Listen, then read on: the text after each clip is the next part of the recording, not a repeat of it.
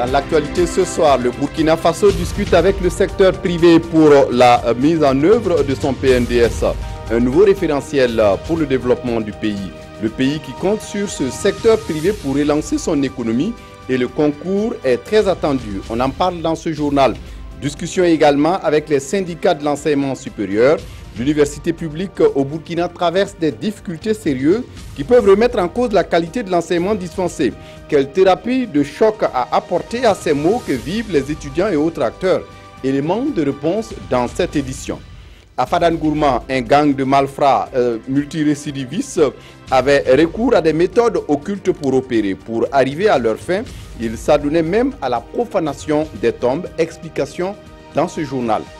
Des regrets insuffisants entre Barack Obama et le président philippin. Barack Obama qui a annulé sa rencontre prévue avec le président des Philippines après que ce dernier l'ait publiquement insulté, même s'il est revenu sur ses propos.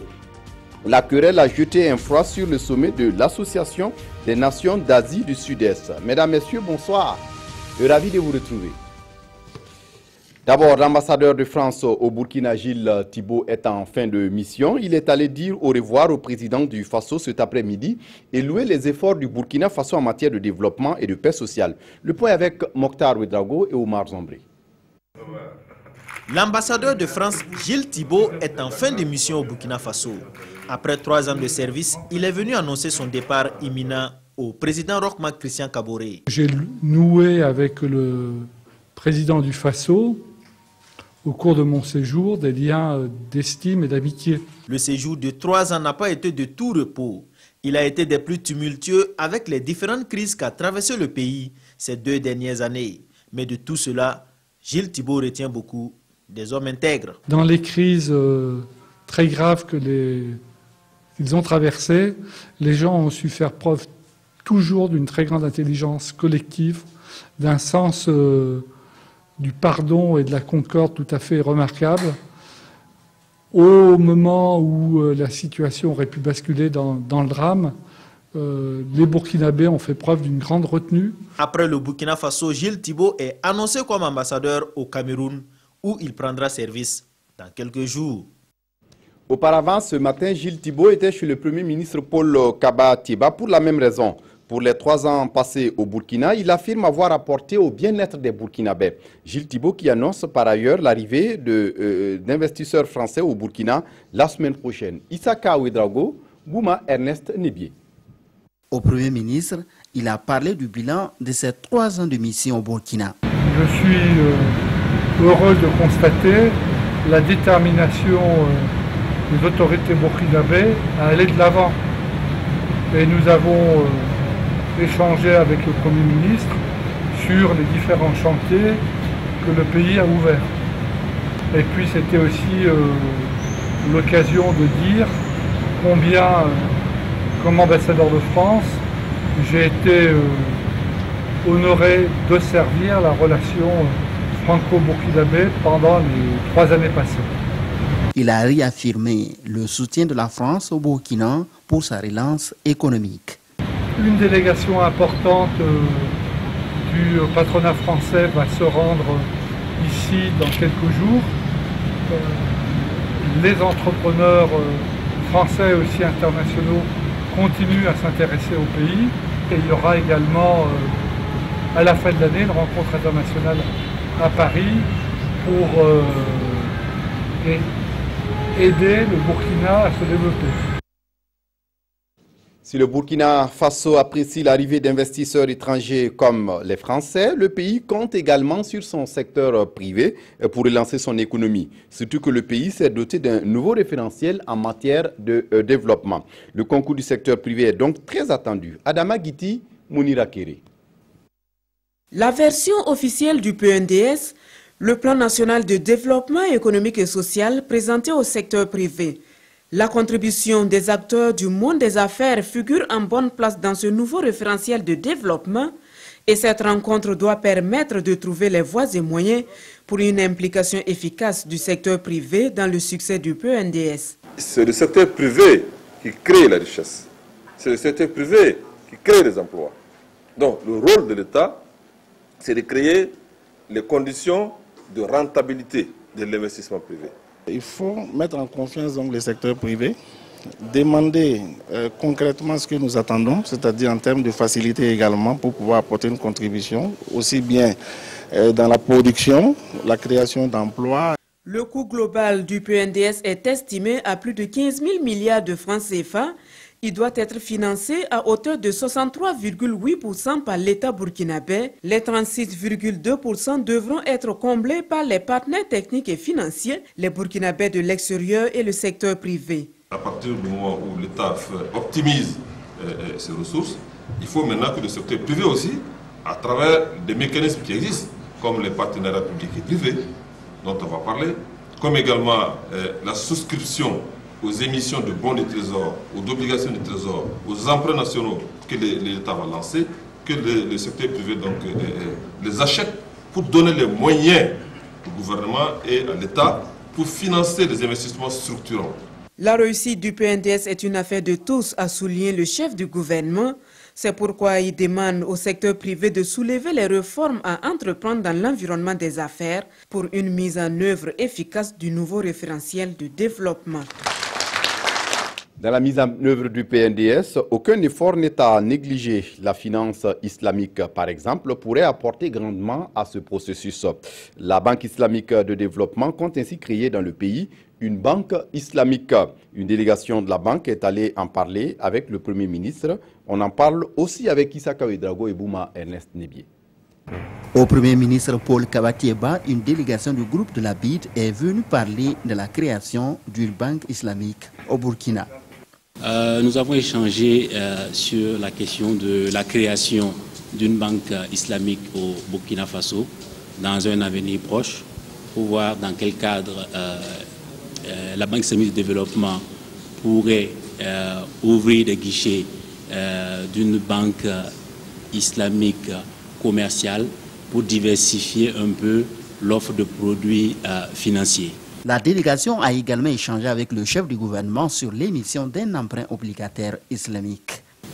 L'objectif est de diversifier la collecte de ressources afin d'aider les États membres du groupe de la Banque islamique à financer leur développement socio-économique. Un projet de création de banque bien accueilli par le Premier ministre qui n'a pas hésité à témoigner à ses visiteurs tout son soutien. Les sociétés à capitaux publics participent également activement au développement du Burkina. Réunis à Bobo-Dioulasso depuis ce lundi, les administrateurs de ces sociétés vont revenir sur la part de contribution de ces entreprises à l'économie burkinabé. On en parle avec Christine Koulibaly sur place à Bobo-Dioulasso. Deux thèmes seront développés à ce 17e séminaire de formation des administrateurs des sociétés à capitaux publics.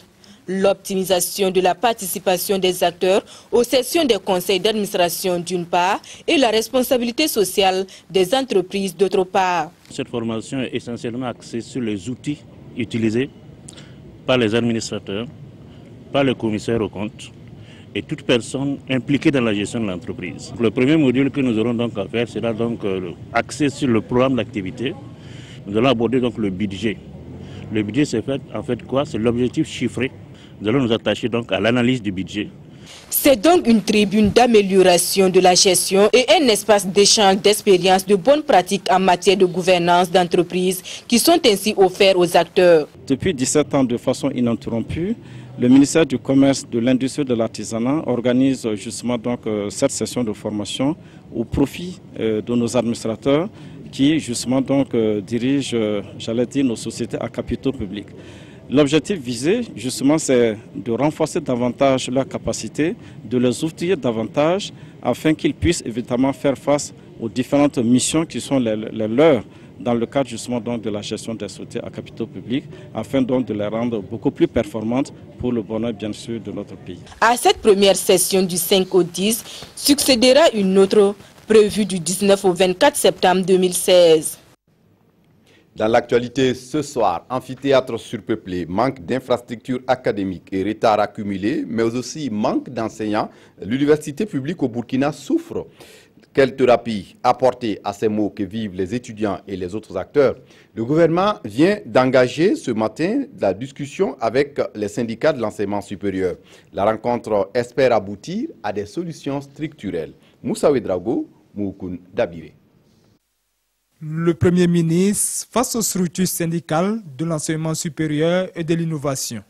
Une rencontre pour décider de l'avenir de l'université burkinabé.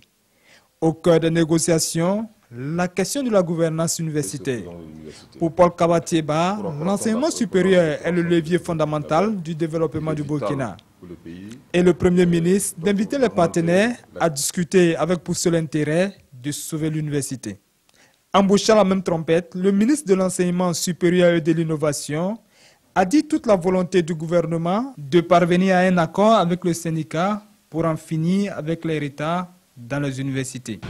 Et nous avons même observé que dans certaines filières des lettres et sciences humaines, les bacheliers de 2015 n'ont pas commencé les cours au cours de l'année 2016. Ça veut dire plus de 12 mois de retard.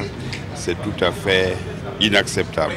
J'espère que les syndicats aussi ont le même sentiment. Parvenir à une année académique normale, c'est aussi le souhait des syndicats. Mais avant, les partenaires sociaux appellent le gouvernement à jouer sa partition. Bon, il y a un ensemble de mesures. Un ensemble de mesures. Bon, la mesure forte d'abord sur laquelle nous avons d'abord insisté, c'est la mise en place d'un plan de développement des infrastructures à l'université qui permettait déjà, n'est-ce pas, de caser, enfin, d'éviter les problèmes que nous connaissons au niveau des amphis. Ça, c'est une des mesures fortes. Nous espérons que le gouvernement va prendre. Ensuite, les autres mesures pourront suivre. Le dialogue va durer 3 semaines.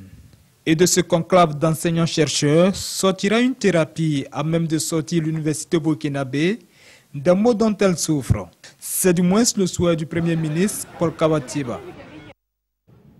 Dans le reste de l'actualité, la police nationale vient de démanteler un gang d'adolescents âgés entre 13 et 17 ans. Ils opéraient à la machette et à l'arrache-clou et leur cible de prédilection, les boutiques. Le gang se faisait aider par un taximan, un sexagénaire. Désormais, il médite entre les mains de la police, Oumar Zombré. Ce gang d'adolescents en image ici est désormais hors d'état de nuire.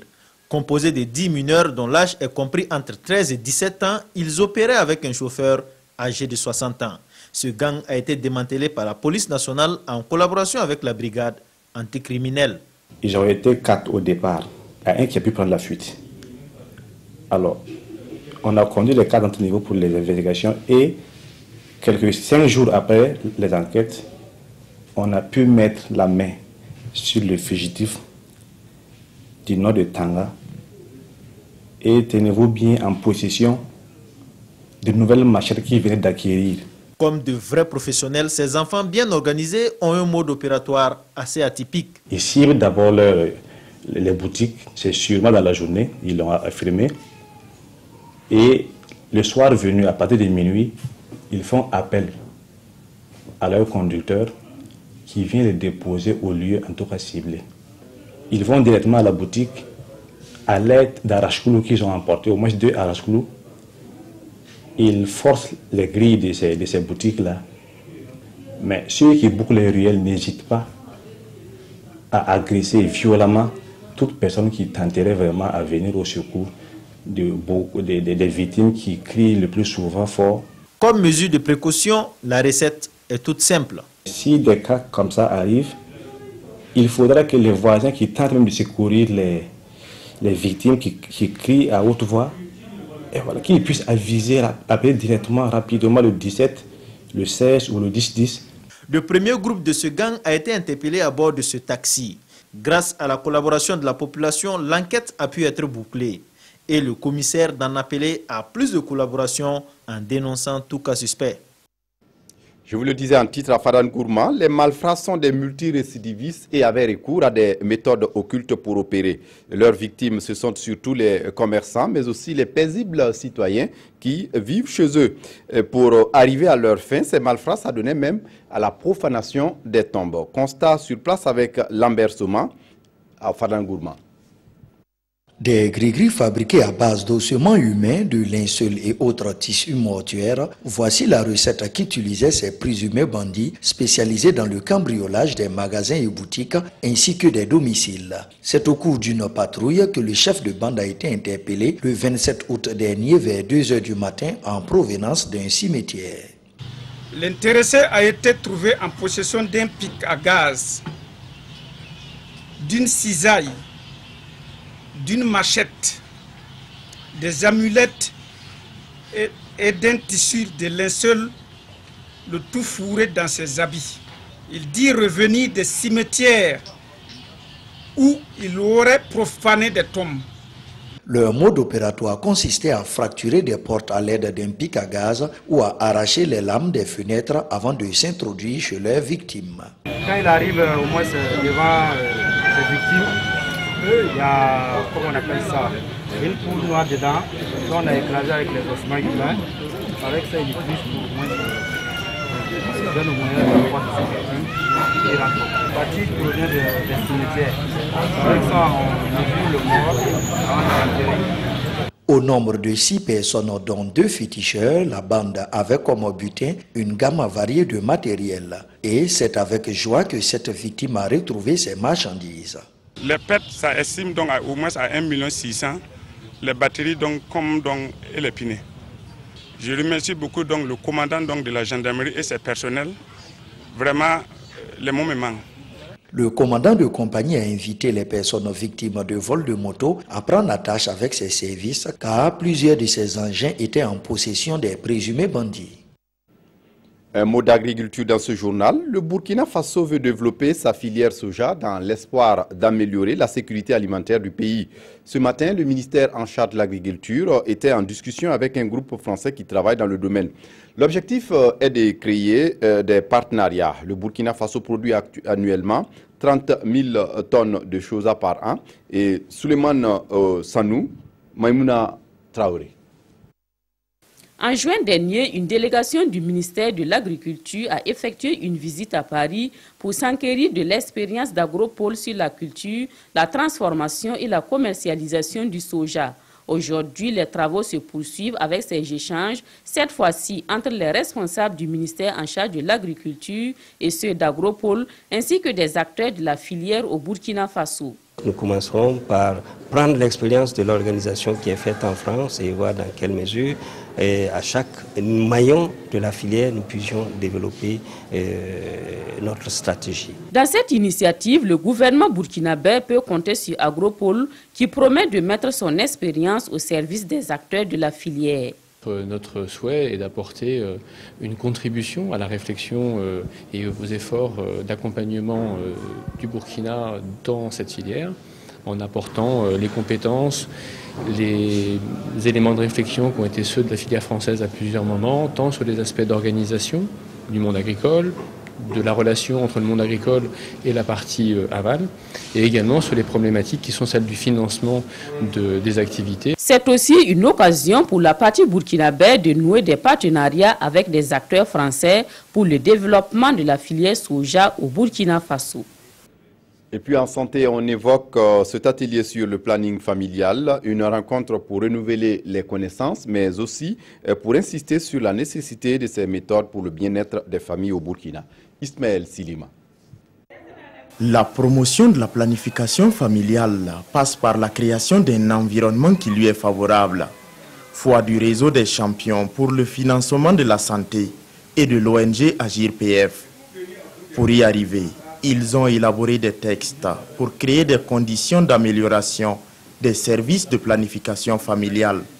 Ces textes vont également veiller à une meilleure application de la loi portant santé de la reproduction au Burkina Faso.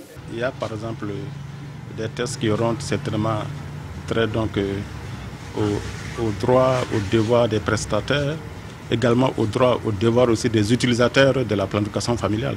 Vous savez que dans notre pays, par exemple, il y a par exemple certains hommes qui s'opposent à ce que leurs femmes utilisent la PF, alors qu'en principe c'est un droit.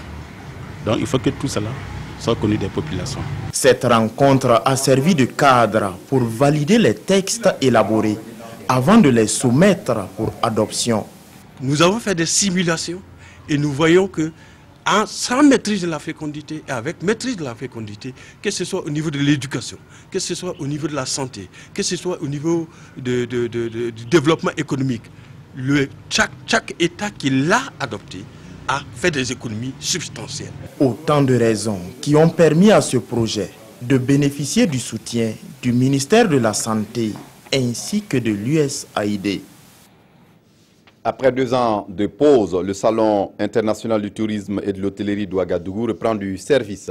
Le ministère en charge du tourisme vient de procéder ce lundi à l'installation du comité d'organisation du Salon, édition 2016. Cette édition se tiendra du 29 septembre au 2 octobre prochain. Marguerite Douagneau. Après 2 éditions manquées, le Salon international du tourisme et de l'hôtellerie de Ouagadougou donne rendez-vous aux professionnels du tourisme du 29 septembre au 2 octobre prochain dans la capitale burkinabé pour la 11e édition du CITO. Au ministère en charge du tourisme, on annonce les couleurs pour le CITO 2016. Nous avons prévu que des excursions grand public soient faites afin que les Burkinabés eux-mêmes aillent découvrir leur site. La 11e édition du Salon international du tourisme et de l'hôtellerie de Ouagadougou fera la part belle à la sensibilisation des jeunes à la question du tourisme, d'où le thème qui allie la pratique du tourisme à l'éducation.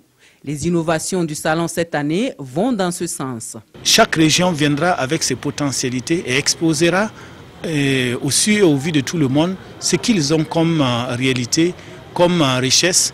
Et une compétition donc viendra ensuite pour départager qui est la meilleure région du point de vue de l'offre touristique. Le comité national d'organisation qui a été installé ce jour est composé d'une 60aine de membres. La mission confiée aux hommes de ce comité, travailler à assurer le plein succès du CITO avec encore plus de professionnalisme pour la promotion du tourisme dans la sous-région ouest-africaine qui connaît depuis un certain temps une morosité avec la crise liée au terrorisme. En religion, le jeûne d'Esther est une pratique fortement ancrée chez les Juifs, mais c'est aussi une pratique chez les chrétiens. Au Burkina Faso, depuis une vingtaine d'années, les fidèles observent ce jeûne à travers prière et adoration. Draman Guéné. C'est la fin de 3 jours de privation. 3 jours et demi sans manger ni boire. C'est le jeûne d'Esther de ces fidèles chrétiens. Et aujourd'hui, c'est la consécration. La clôture du jeûne d'Esther 2016 se fait ici de témoignages et aussi d'enseignement. Le premier point, c'est de sanctifier l'endroit où on veut établir l'autel par le sang de Jésus. Le deuxième, l'autel doit être établi sur la parole de Dieu. Le troisième, c'est de consacrer cet autel à la Seigneurie de Jésus-Christ.